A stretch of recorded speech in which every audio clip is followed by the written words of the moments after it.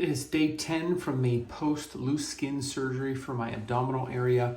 Give you a quick look here. It under wraps. So essentially this binder has some gauze that I've got along the incision. The look of it hasn't really changed from the pictures that I've shared. No real changes. It's maybe a little bit lighter pink in some areas, but a lot of scabbing is going on. So it's pretty much still a little swollen as well, especially around this area. This is where my tube used to be, but I got my tube out, and then I've still got my drain here on this side, which you can see. Should be getting this out on Monday. It's only averaging about, say what, 15 cc's per day. And this side, so it's just one side, I've got one drain left. It's only about 15 cc's, so it's definitely something that should be getting out. And I've got an appointment on Monday, but you can see I'm a little bit still crouched down, and it looks like by week 3 I should be able to stand straight up. Or I'm like bending my knee to kind of show you, but I haven't been able to stretch. Now the one thing is, I have in the morning when I wake up, you know that feeling when you wake up, that big stretch? I've had to avoid doing that big stretch in my upper area because my body instinctively wants to stretch out, but I start feeling that pain and that tug. So it's going to be probably about 2 to 3 weeks that I'm going to be like this.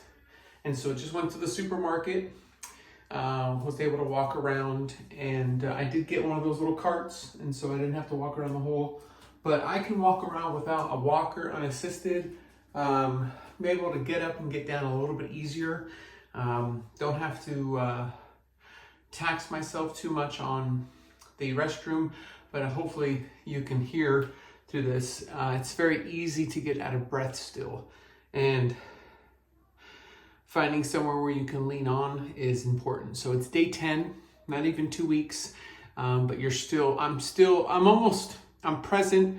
I'm more aware, I'm more alive, I'm more here, but I'm definitely at the mercy of how this feels. It feels 5% better from yesterday. It's just a little bit more. Getting up, getting down is a little bit better than yesterday, a little bit more feasible, talkable, walkable, but I still have to respect this, and I've got to hold it at times because it feels tender, feels like it's moving, shifting. Sitting in a car is a little rough, going over bumps is rough, so I still have to hold it, but it's day 10, and today I actually relaunched the GoFundMe in a way of, I did one GoFundMe for the abdominal and the chest. I was able to raise enough to get my abdominal done, but my chest has yet to be done.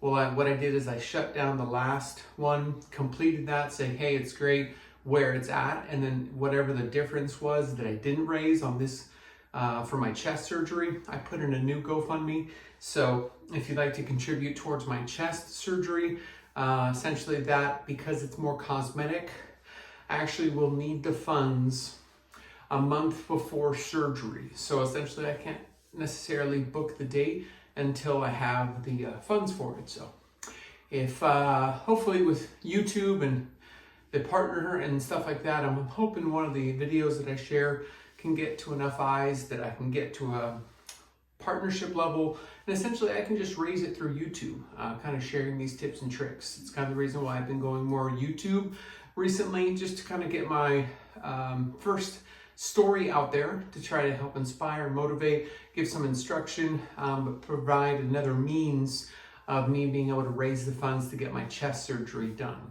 I put out a book recently, or I wrote a book, and also put out some merch recently just to kind of raise funds where I can to try and get the last stage of it. And essentially anything after 8 weeks is what my doctor's kind of cleared.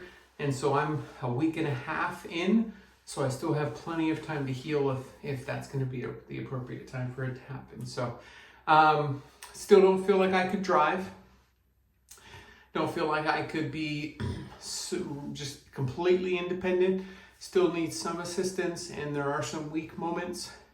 And as you can tell, I'm still getting out of breath pretty easily on just talking and not sitting down. So I will notice that there are times when like I need to say something, I need to catch my breath before saying it, because my midsection is so tight that it feels like sometimes when I'm eating or when I'm talking that it almost feels like I've got a smaller stomach. It's like, I know you cut the skin, but did you make my stomach smaller too? Because it just feels like it gets really tight when I eat or if I do some excessive breathing. So that is update for day 10. I'm actually just about to go live on Instagram right now and answer a bunch of questions that I got on there, and I'm going to post it on here as well. That way it can help if you're thinking about skin surgery in the future. In general, skin surgery, tummy tuck, what I went through, but maybe from a male perspective, because there's not a lot out there. I've received some really good feedback and comments recently that from the male perspective, kind of what that journey looks like. And hopefully this can provide some sort of guidance on what to expect and what to prepare for. And I think starting this week, I'll start sharing a little bit more with this off. It's just, this is a real safety net because it's still very, very, in my perspective, very tightly put together. Yeah, but I'm hoping to show, hey, at week 2, this is what scarring looks like. Week 3, week 4, week 5, and just give you updates week by week what the scarring looks like, what I feel, what I'm able to do, and kind of go from there. So thanks for watching day 10. Hopefully you're doing well, and I'll talk to you on the next video.